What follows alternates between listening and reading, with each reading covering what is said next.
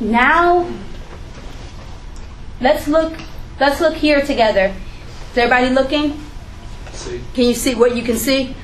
We have covered lesson number 1, which is Introduction to Sociological Theory.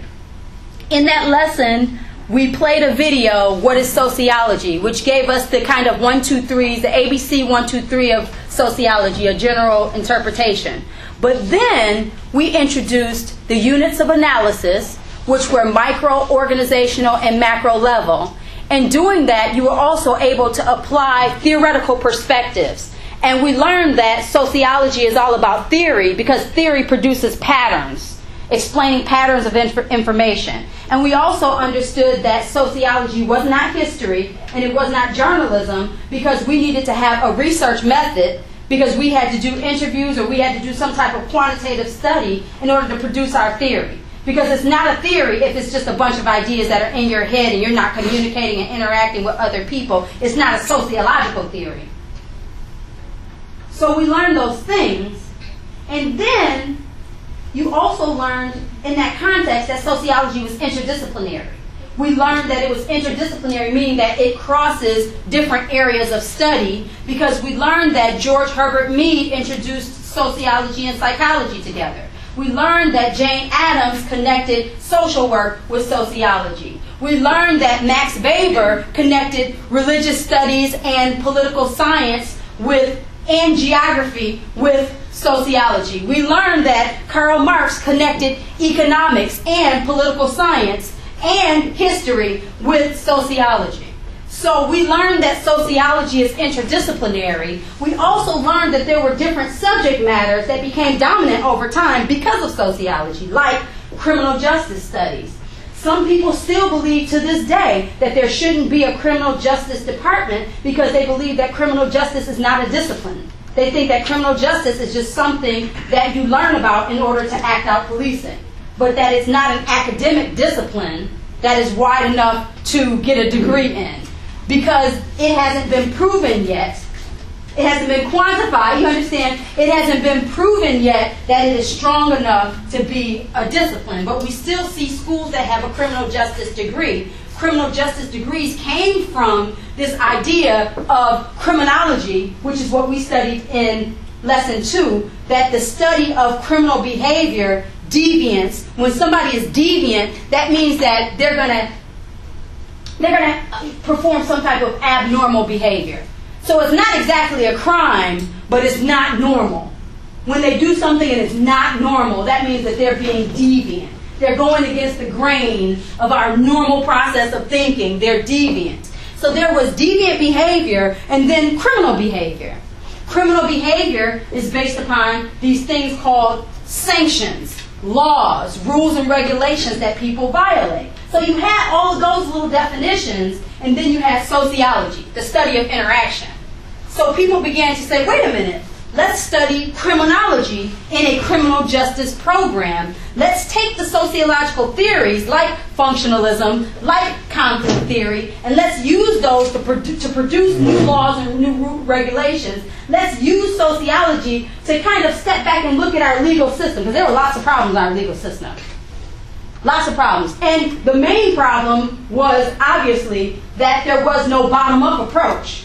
So the people who were on the top made all the rules and regulations without sometimes considering the benefit of the people on the bottom. Because some of the people on the bottom didn't have access or didn't have the right to vote. Some still don't have the right to vote because they may be homeless,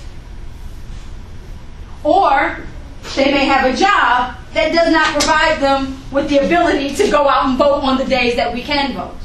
Or they don't have access for whatever reason. Maybe they're choosing not to have access. Who knows? That's not the point. The point is that there's a relationship that exists in society. And without conflict theory connected with functionalism, our criminal justice system would have been in trouble. And so we see these changes, and now there's this huge conflict.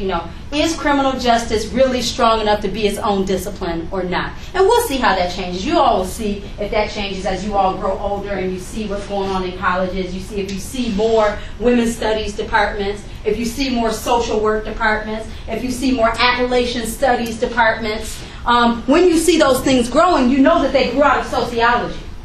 And it takes a while for them to become dominant enough for people to say, you need a college degree in this to get a job.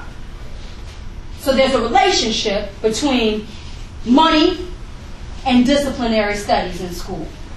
So we completed this lesson on functionalism and conflict theory. And when we completed that lesson, we covered 2 of the 3 paradigms of sociology.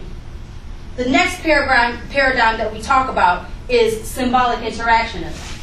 Now, I talk about symbolic interactionism when I talk about culture, because culture is all about the little symbols, the things in life that make us, a part of whatever our ethnic group is, a part of our subgroups, the little things about us, the little symbols and things about us that help us define ourselves. Some people, you might define yourself because of the type of music that you listen to. You may be a part of a hip-hop culture, or a country music culture, or somebody may be a part of a golf culture.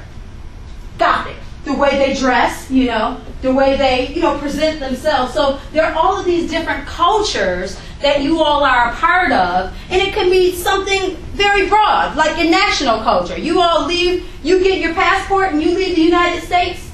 Your culture is your national culture, your American culture. You walk out of the door and you're no longer part of just the golf culture, you're an American.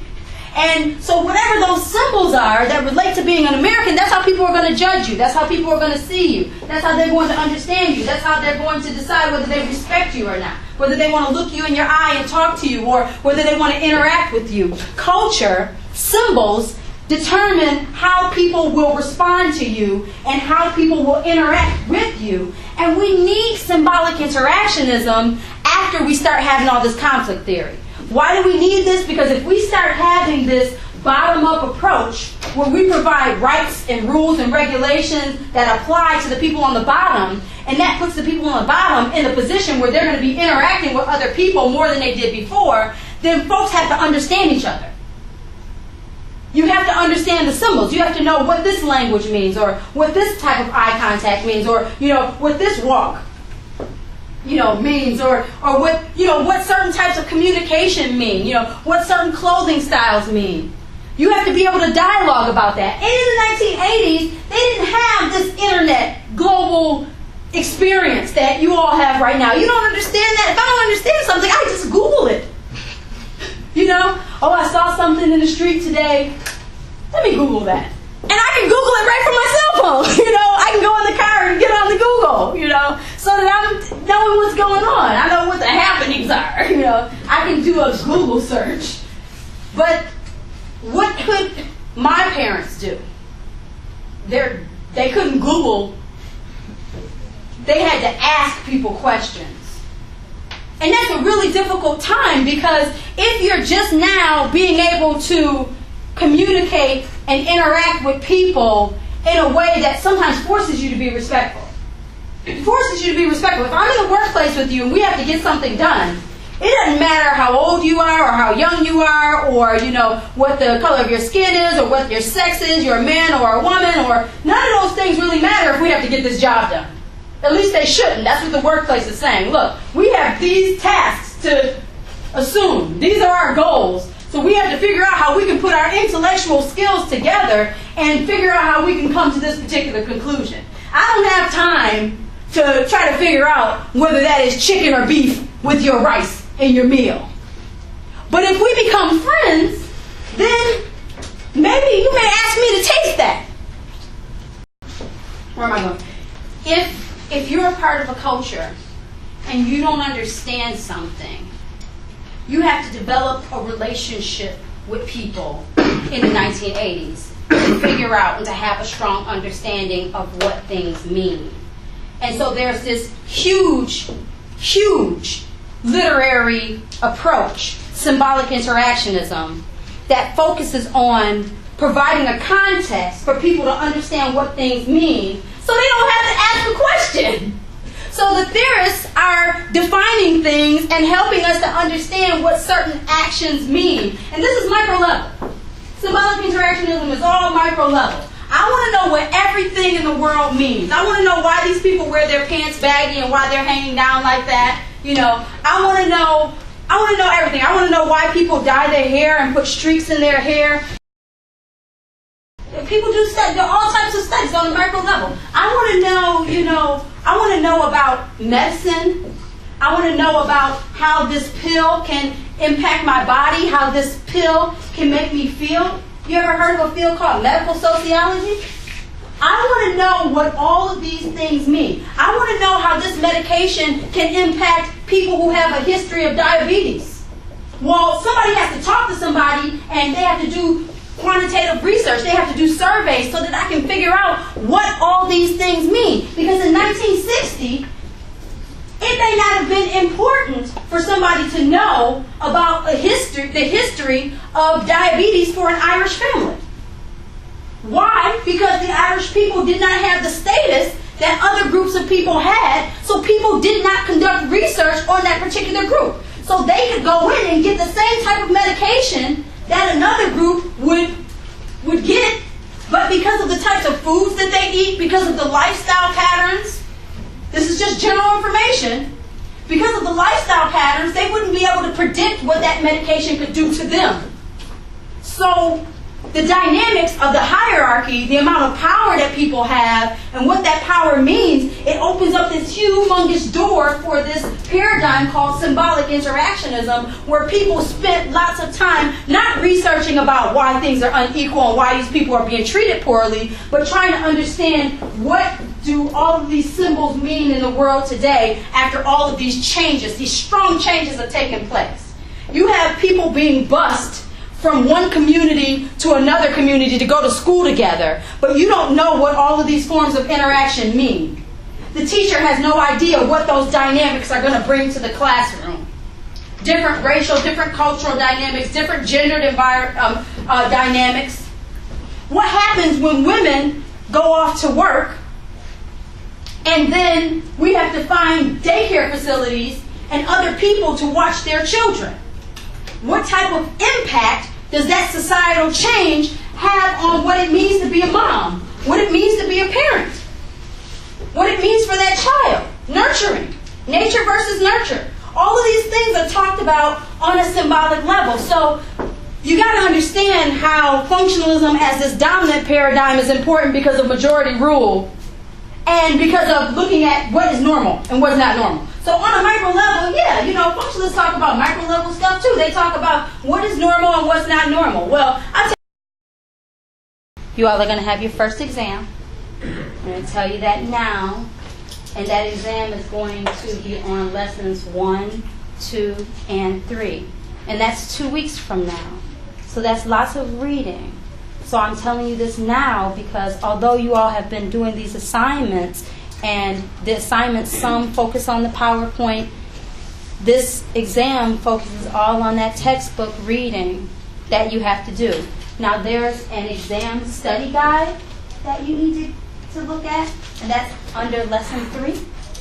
So under symbolic interactionism and culture, you're going to see the exam study guide. And there are going to be a series of vocabulary words in that study guide. And you're going to look throughout your book, not just on the pages that you had to read for the lessons, but you're going to look throughout the text to define those vocabulary words so that you can prepare for this exam. Now, some of the vocabulary words that are on this exam are going to be like an early entry because I'm going to begin to talk about rich topics, and there are 3 or 4 of the vocabulary words that are on this exam that are going to prepare you for that next unit and define all of the concepts and define all of the terms so that you have a study guide for yourself.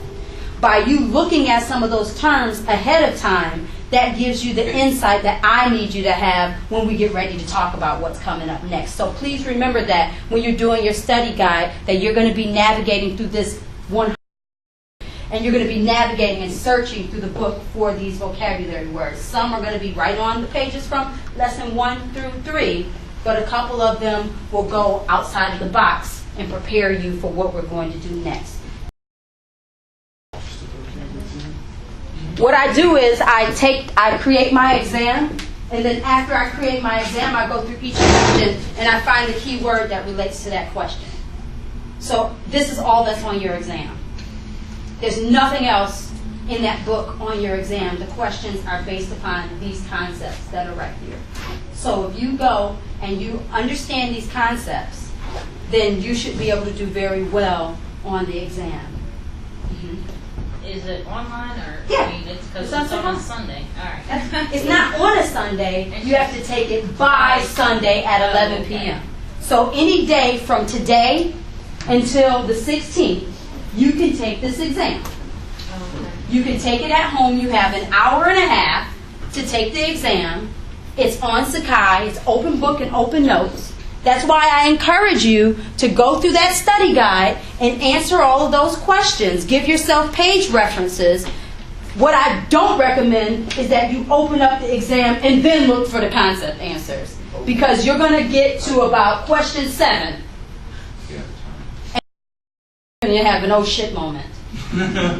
So students have taken this exam before. I gave them the study method. Those who followed the study method said, right on, Dr. Howard-Bostic, you let us know what we need to do, and we're going to follow this process. I'm having this conversation with you today, which means that today you can start preparing yourself for this exam.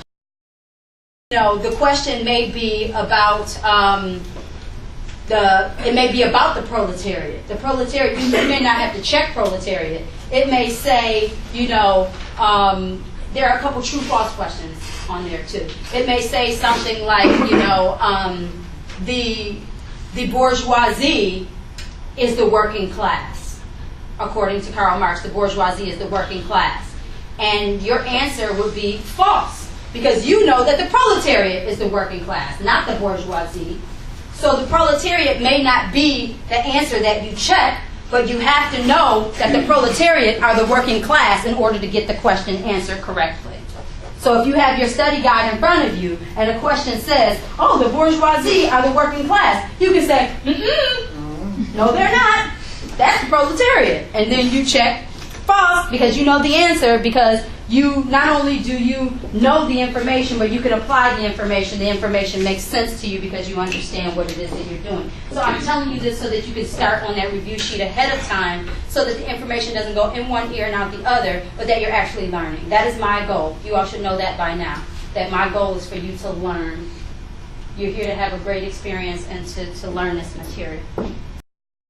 I want to talk to you a little while about symbolic interactionism, because the brief introduction that I gave you doesn't really do justice for the terms and the concepts that are embedded.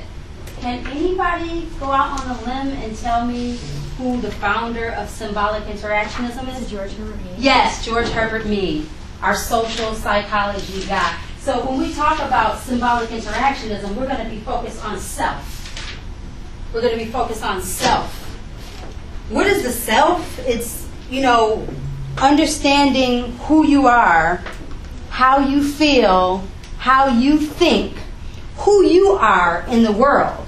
And for so long in history, we have done an outstanding job in the United States of grouping people into cultural categories and then defining people based upon the cultural category, as opposed to taking your time to get to know people individually and understanding who they are, how they feel, why they do things the way they do.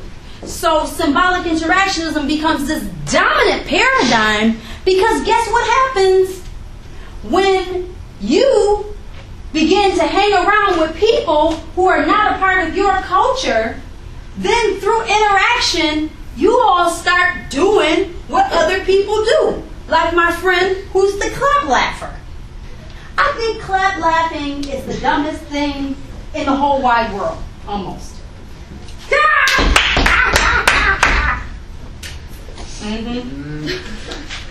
But my friend does this so often that I find myself clap laughing, because I'm around them so much that we begin to mimic each other.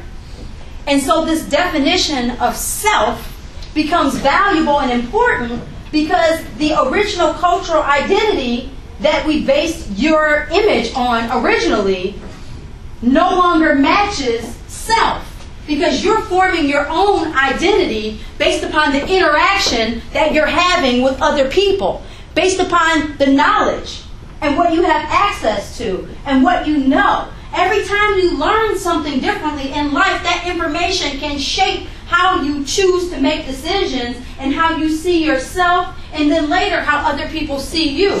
So once conflict theory brings us together a little bit, then people as a whole start to change. People start to better understand who they are, and they also sometimes better understand someone else. And once you're able to continuously look at somebody else, sometimes you bounce your identity off of that. Like, for instance, I can say, well, I don't really know who I am, but I know I'm not her. I can't really define how I feel right now, but I know I don't agree with you. So sometimes we are creating our identities based upon the relationships that we establish with other people. We may not fully understand ourselves, but other people help us to create a character. So, listen, who you hang around, this is the real life lesson. We always have to. Who you hang around on a regular basis, that matters so much. Because every interaction that you have with another person is impacting how you see the world in a certain way. That person is putting a set of tools into your toolbox. Whether you choose to use them, or whether your body uses them unconsciously without you being, like, you have to stop yourself. But if you're around people that respond that way on a regular basis, your body may unconsciously project that same idea, that same mannerism, and you may have to stop yourself. Like,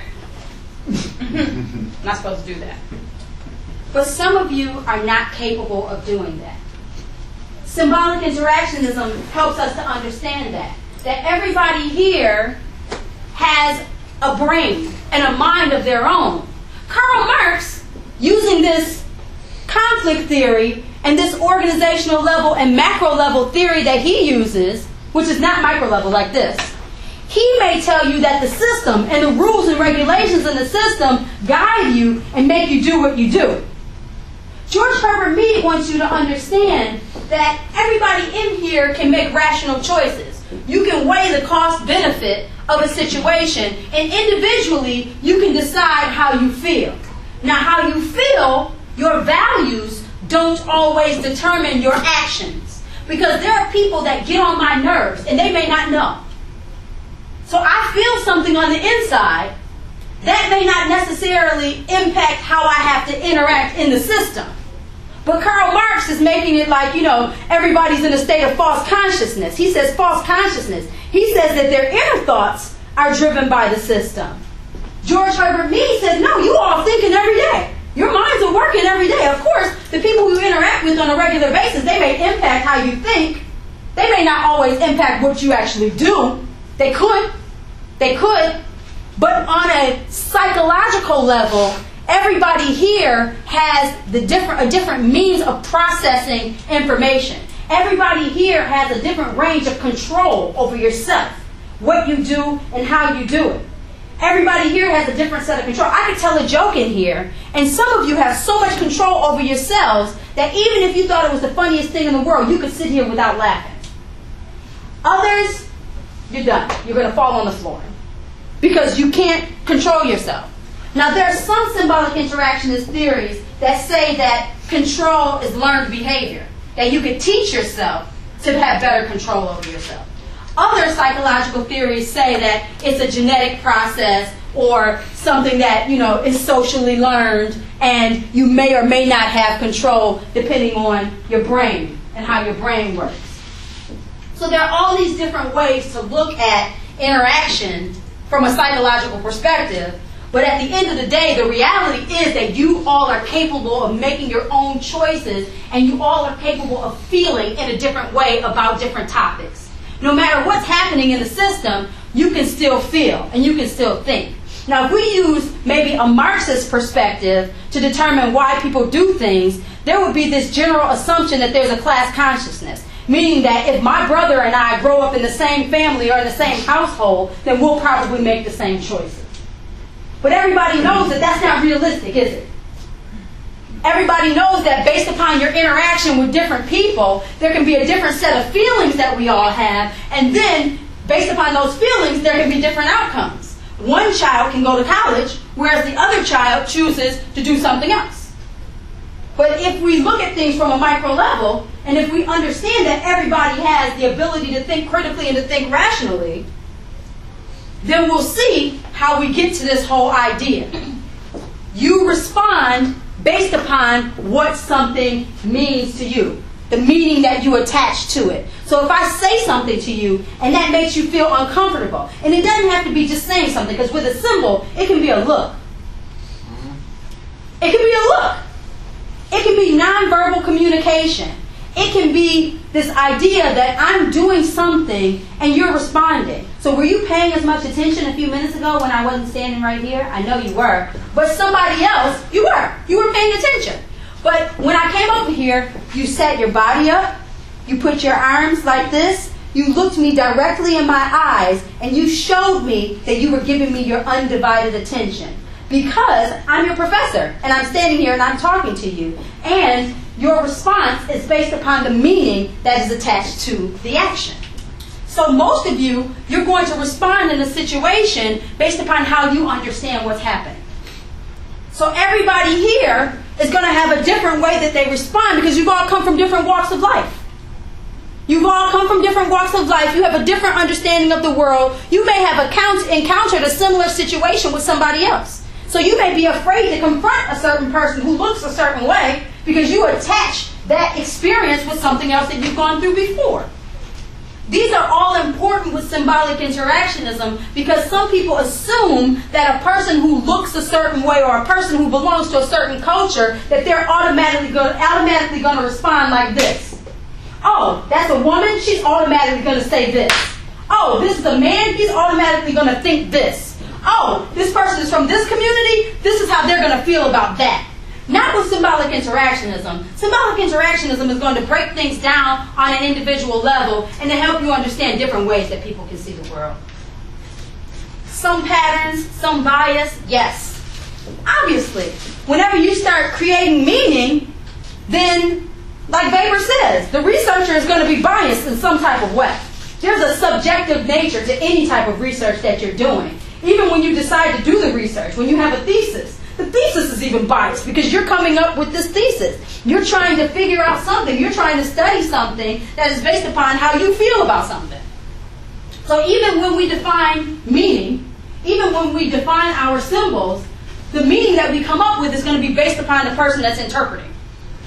So when we have this symbolic interactionism research, you think, oh, it's great. It's so awesome. Now we have this conflict, and now everybody's going to understand the world. Sweet. Yeah. Nice. But the reality of it is that some of these interpretations that we get are worse off than the interpretation that you had before conflict theory. Because it depends on who's actually perceiving of this, who's looking at the symbol, who's defining the symbol. So when you have symbolic interactionism, sometimes with this particular paradigm, people are actually taken back 10 steps. At least when we didn't understand the situation, we could assume that it was this reason. But when we start having laws and rules and regulations that allow people to step in, that doesn't erase how people previously felt. Because if somebody is functional and they have a certain belief system about something and they want to write about that meaning, even if our legal system says you need to interact with that person, that doesn't mean that behind closed doors that they're not going to have certain conversations at the kitchen table. Right? Because I know you still have those conversations at the kitchen table, don't you? With your family members? Don't you talk about things sometimes that you wouldn't talk about in public with your close friends? And you say, I know I shouldn't say this, but what would make somebody perform this way? What dollar bill do people have to be paid in society today to MC Hammer in the middle of the street on Edwin Boulevard with a costume on? What has to happen, and how does this play out for the world? Free. That's my thought process. What has to happen here? And what would happen, what would happen in the world? I said, honey, what would have to happen to me in my life right now to get me to take this job? And we're talking about this. What could happen in my life so that I end up with a costume on, MC hammering in the middle of the street? Because whenever you see somebody doing something like that, as opposed to judging them, maybe sometimes we step back and we say, well, how did this happen? And could I be in this situation? You try to think about it a little, you try to take it deeper, so that you don't feel so bad for what you said, What could have happened for this to be okay? That's a very functional perspective. Do you understand how that's functional? Because I'm thinking about objective realities. I'm not thinking this person has to feed their children. That's conflict. This person has to feed their children. This person, may have, some type of goal that they need to achieve. This person may have had a tough life, and so they need to go out there and dance. They need to go out there and dance to relieve stress.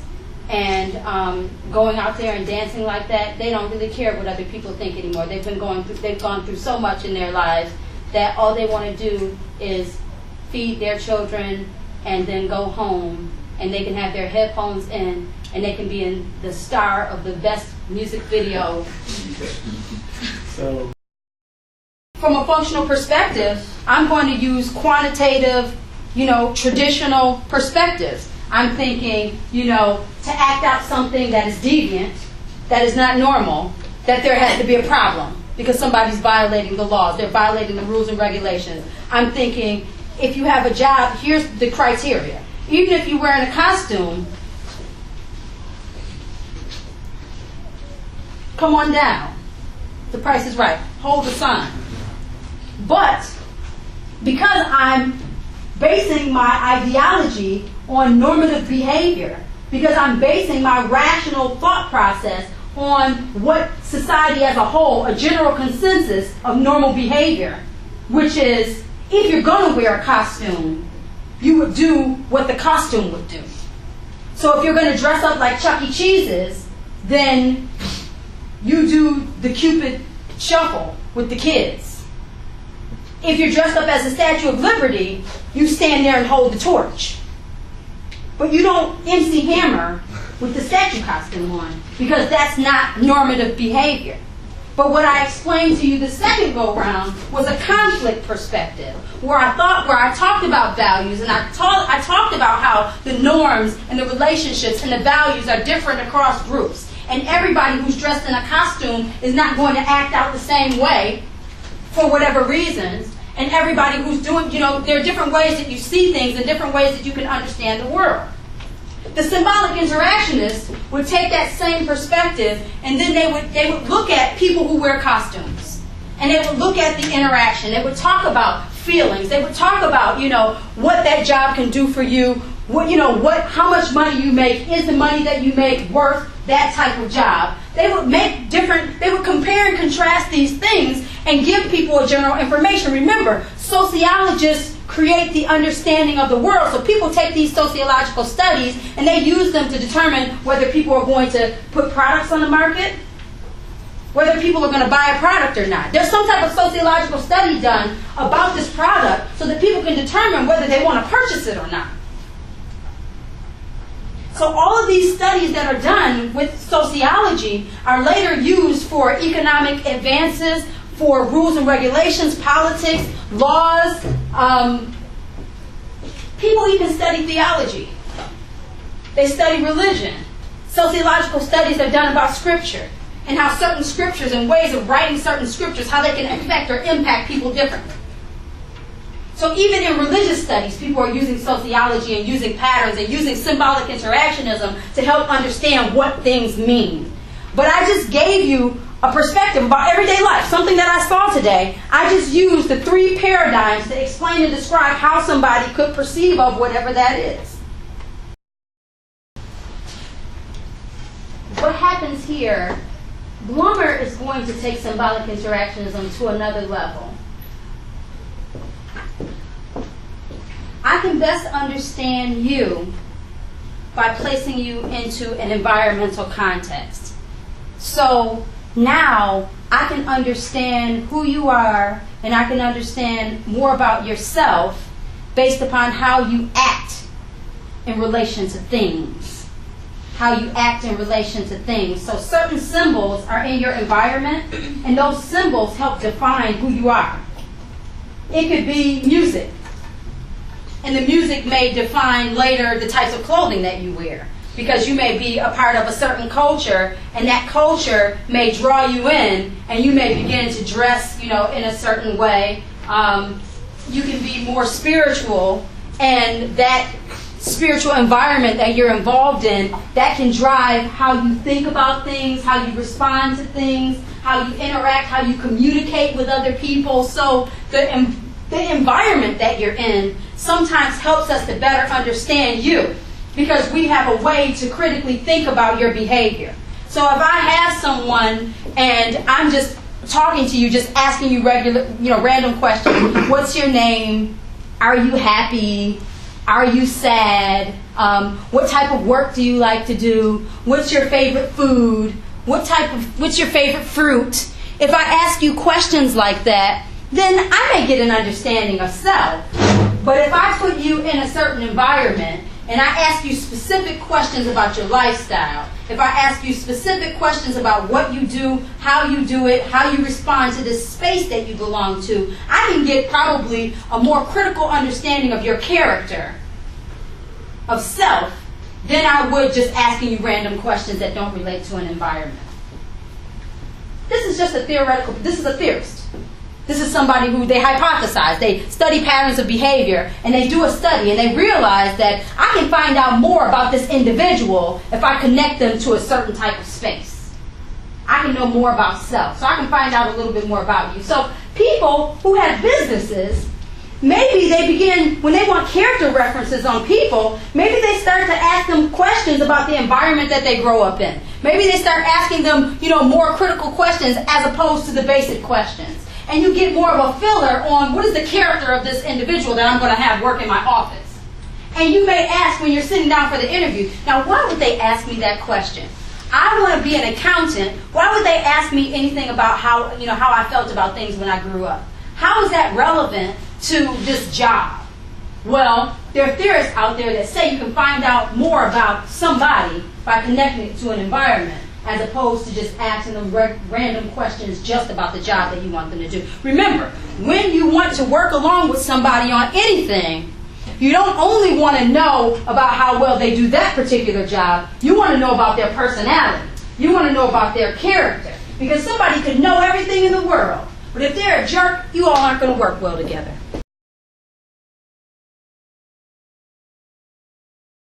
There are different psychological studies done as well. Remember, this is social psychology.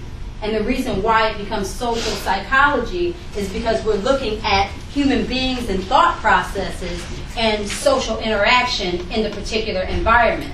That's what makes it social psychology. If someone wanted to do a psychological test, then they can do the true colors test. They can see what color category they fall in with regards to their mindset. But this is a social psychological investigation. So they're going to look at how they interact in an environment as a test of character and of self. That's what makes it social psychology as opposed to just psychology.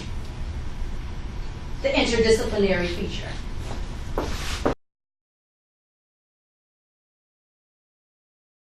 I'm going to do a little skit. Small skit. You're comfortable, hang on. Okay. 5 characteristics of social interaction as an approach, a mindset, a way of thinking.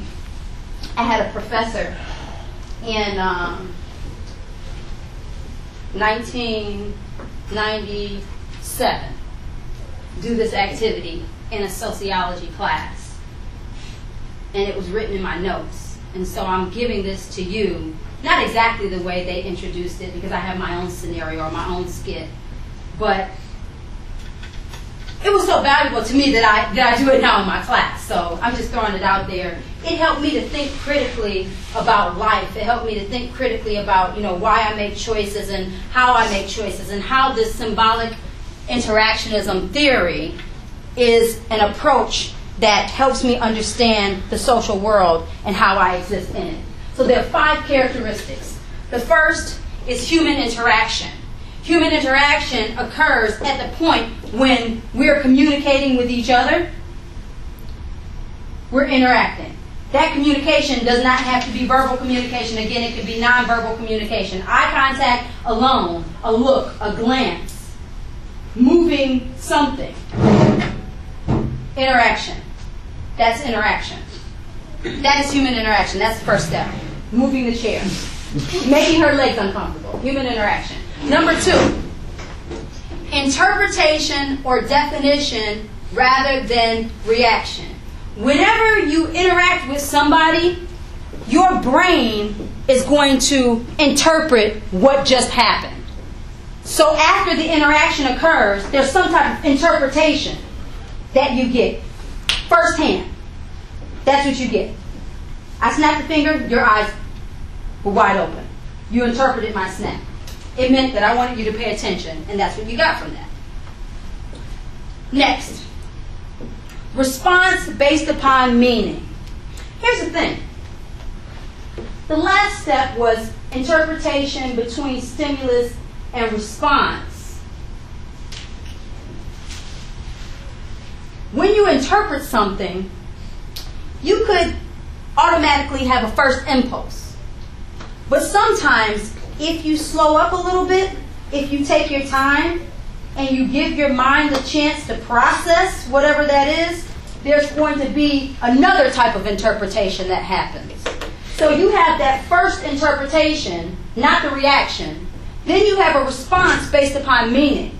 That response based upon meaning could be a pause. It could be a pause where you stop and you look around and you think for a moment about what's going on. What is actually happening right now?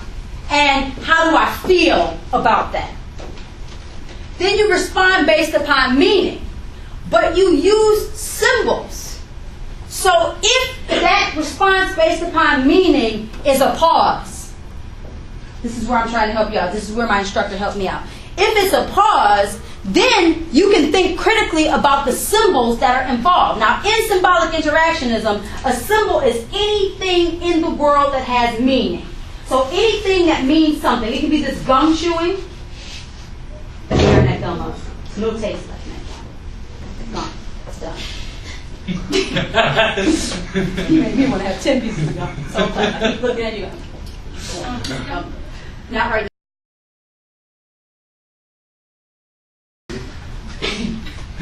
You look at symbols, okay? The use of symbols. So you can think critically about all the different symbols that are involved in the particular situation. And by looking at symbols, that helps the interpretation between stimulus and response. What that means, this may be a big concept, interpretation between stimulus and response. All that means is you're thinking. You're thinking about something and you're giving your brain a chance to work. Symbolic interactionists, they trust the individual.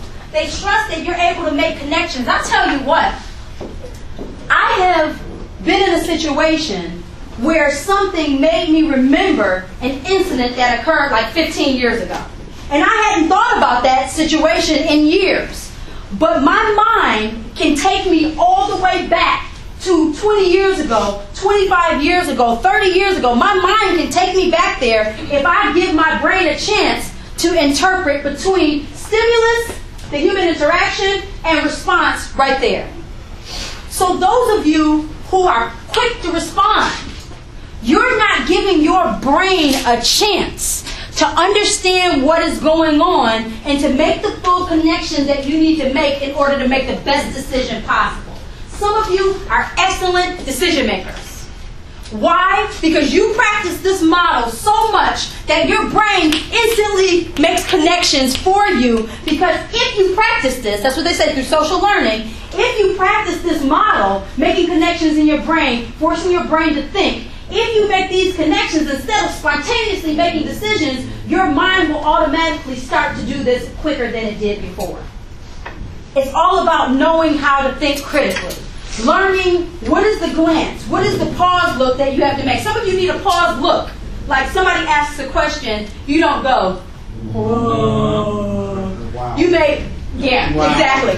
Instead, you may just tilt your head to the side, or you may rub your hands, or, do something like that. You may, even if the situation is really rough, you might have to exhale, you might have to exhale, you may have to woosah, you might have to do something, you may have to do something, but the key here is give your minds a chance to work. These people who study symbolic interactionism have done several studies that prove to us that people who give their brains a chance for interpretation between stimulus and response, those people are better decision makers than those people who rush and make an automatic decision. This is what happened to me. I'll tell you what happened. So, human interaction. Give you a little background story. I'm deciding to go to work after I have my baby. And when I decide to go to work after I have my baby, there's the big burden that I'm holding, because if this person that I'm having to care for my child, if this person doesn't do a good job, then it's my fault, because I chose to work, because I could have stayed home. So I made that choice.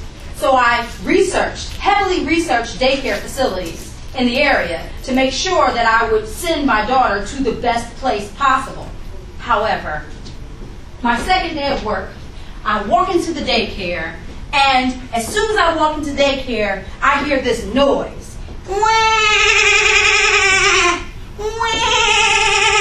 I hear this cry.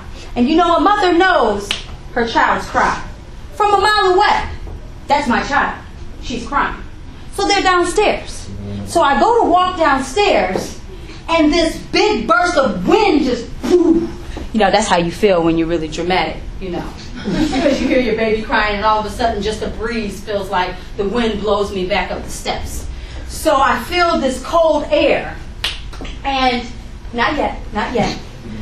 And so as I'm walking down the steps, there's a big door open. The outside door is open, and my daughter is sitting in a high chair unattended, and she's crying, and this cold air from this door is blowing on my child. So the daycare worker shows up like Superwoman or something, and gets the baby and picks her up, and the baby's crying. Wah! And I look at her, and she looks at me. We look at each other. Now she's holding symbols. She's holding my baby, and she's patting the baby, and she's doing something.